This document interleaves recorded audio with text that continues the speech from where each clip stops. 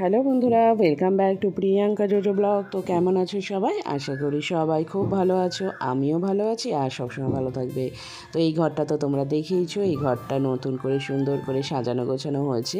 আর এই ঘরে আবার জিনিসপত্র সব একসাথে ঢুকবে, তার কারণটা তোমরা একটু পরেই দেখতে পাবে। আর জানলাটা দেখছো কত সুন্দর করে সাজিয়েছে, এই সমস্ত সাজানোটা কিন্তু আমার মেয়ে করেছে। আর এই যে দেখছো ফোনের ব্যাক কভারটা, আমার ফোনের পুরনো ব্যাক কভারটা চেঞ্জ করে নতুন একটা ব্যাক কভার লাগিয়েছি। তো পুরনো ব্যাক কভারটার মধ্যেও খুব সুন্দর কারুকার্য করেছে।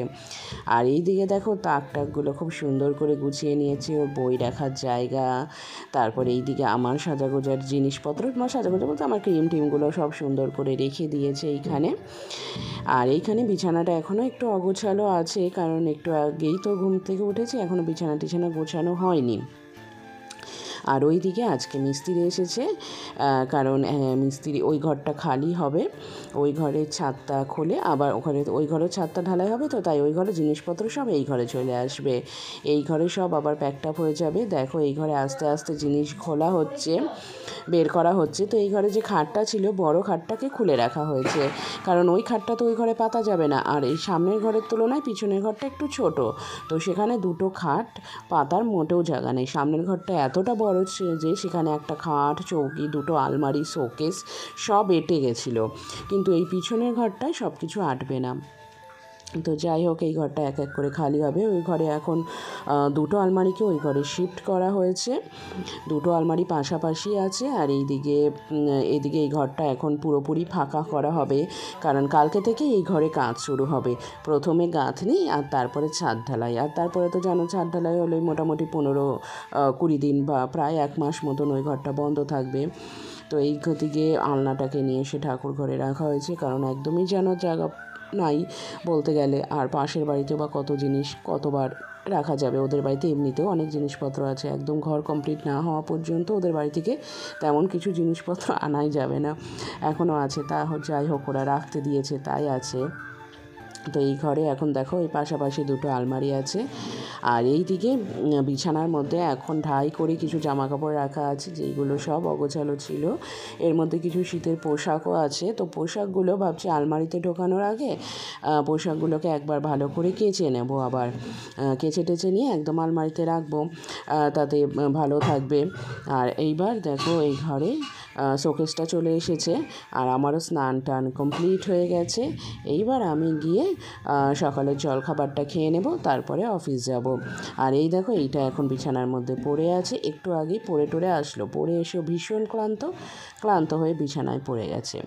আর এইদিকে আমি আমার সকালের জলখাবারটা নিয়ে নিয়েছি, আমি যেটা খাই সেই সিদ্ধটা, আর সিদ্ধটার মধ্যে আমি এখন একটু করে মুড়ি অ্যাড করছি, সেই অল্প 1 মুঠো মতন মুড়ি, তো সেটা নিয়েই খেতে বসবো।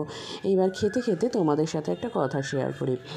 যখন আমাদের বাড়িতে যে মিস্ত্রি দুটো এসেছিলো না, আজকে এসেছে, ওরা আলমারি সরাচ্ছিল। তো আলমারিটা আমাকে প্রথমে বললো একটু হালকা করে দিতে, আলমারিতে প্রচুর জিনিসপত্র আছে, ভারী আছে, আলমারিটা সরাতে পারছে না। তো আমি কিছু জিনিসপত্র বের করলাম, তো বের করার পর আমি আলমারিটা লক করলাম। তো লক করার পরে তারপরে আলমারিটা যখন ওরা এই ঘরে নিয়ে আসলো, মানে হঠাৎ করে দেখলাম মিস্ত্রিটা কি আলমারিটা খুলে ফেললো বলতে কি, মানে আমার লক করা ছিল আলমারি, কিন্তু হ্যান্ডেলটা কীভাবে খুলে আলমারিটাকে খুলে ফেললো আমি নিজেও বুঝতে পারলাম না। তো সেইটা দেখার পর থেকে আমার চিন্তা, আমি তখন ওকে সামনেই বললাম, আলমারি তো আমি লক করেছিলাম, তুমি খুললা কী করে? তো গিয়ে আরেকজন মিস্ত্রি বললো আলমারি এদিক ওদিক হয়েছে না কি হয়েছে, এপাশ ওপাশ নিয়ে গেছে, লক উঠে গেছে না কি হয়েছে, যা হোক সেরকমভাবে। তো বললাম আলমারি খুললা কেন তুমি? বলছে না, এটা ভেতরে কী বললো। যাই হোক, আমি আলমারিটা তারপরে লক করে দিলাম, লক করে দিয়ে তারপরে চলে গেছি অফিসে। তো অফিস থেকে এসে দেখো দেখলাম এই ঘরটা পুরো খালি হয়ে গেছে, পুরো খালি না, মানে ছাদ টাদগুলো খোলা হয়ে গেছে, জিনিসপত্র এখনও আছে, কারণ এগুলো রাখার জায়গা নেই। এগুলোকে আবার ঠিকঠাক করে কোনো জায়গায় অ্যারেঞ্জ করতে হবে, বা কারো বাড়িতে কয়েকদিনের জন্য 1 মাসের জন্য ভাড়া নিয়ে রাখতে হবে, কেননা ওদের পাশের বাড়িতে তো এত জিনিসপত্র রাখা যায় না, ওদেরও তো ঘর ছোট, ওদেরও জিনিসপত্র আছে। তো যাই হোক, দেখো আজকে কী রান্না বান্না হয়েছে। এখানে ছিল ভাত, এখানে আছে মাছের ঝোল, মাছের ঝোলটা কিন্তু দেখতে দারুণ হয়েছে। আর মাছের ঝোল আছে, তার সঙ্গে এখানে আছে হচ্ছে পাটের শাক। তোমাদেরকে তো বললাম পাটের শাক এখন আমাদের বাড়িতে প্রায় যতদিন পাটের শাক থাকবে ততদিন পাটের শাক হবে। এখানে আছে ভাত, আর এইখানে আছে হচ্ছে ঘুগনি। তো এই ঘুগনিটা রাত্রে খাবো, থাক। পায়খানার ওখান থেকে জল পড়ছে প্যান্ট দিয়ে। হ্যাঁ মাঝে মধ্যে পড়ে, ওটা কি কারণ এখন যখন ইয়ে করবে তখন করতে পারি না।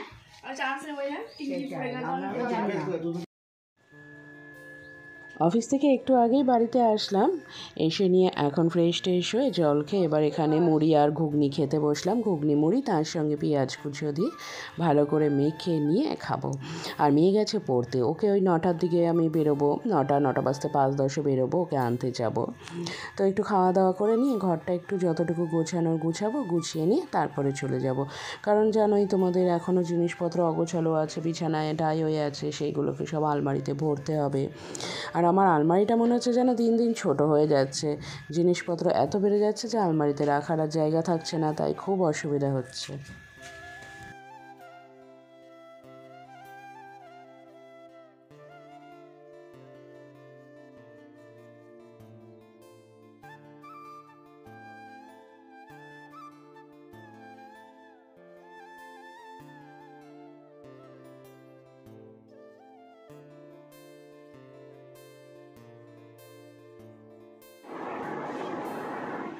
এখন 8:50 বাজে, আমিও রেডি হয়ে গিয়েছি। পুচন গেছে পড়তে, আমি যাব ওকে আনতে।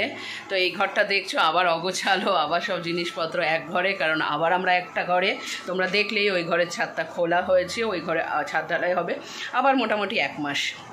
তো এই ঘরটা তো প্রচুর সুন্দর করে সাজিয়েছিল, যা হোক আবার সব জিনিসপত্র এই ঘরে চলে এসেছে। আবার যখন ঘরটা ঠিক হয়ে যাবে তখন আবার আমরা চলে যাব অন্য ঘরে, তখন আবার 2টো ঘর ডট হয়ে যাবে। তো এবার আমি বেরোচ্ছি, বাবা আর মা নেই, বাবার মা হাঁটতে বেরিয়েছে। দেখি এখন আমি বেরিয়ে বাইরে দাঁড়াই, ততক্ষণ এ বাবা পুরো অন্ধকার হয়ে গেল, তারা অবদা হিসু করবে। আমি গেলাম পুচনকে আনতে।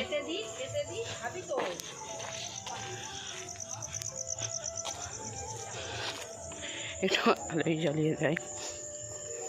তাই পুচনকে আনতে যাওয়া, আমার রাত্রিবেলাটা বেশ কিছুটা হাঁটা হয়। ও তোমাদের সাথে তোমার শেয়ার করা হয়নি, আমি এখন প্রত্যেকদিন সকালবেলা উঠে হাঁটতে যাচ্ছি।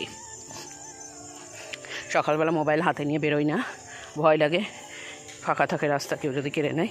এটা হচ্ছে কী যেন নাম তোর, এর নামটা কী যেন, রানী নাকি, আর ছেলে মেয়ে, এটা কে?